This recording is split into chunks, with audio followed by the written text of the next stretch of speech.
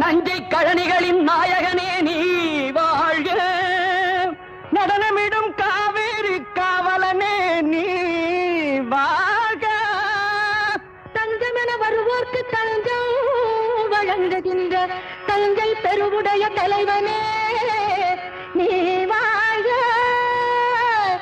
பெஞ்சமரில் வெற்றி கண்டு அஞ்சலிக்கும் மக்களுக்கோர் பின்னுயர் பெரிய கோயில் தந்த வீரராஜராஜ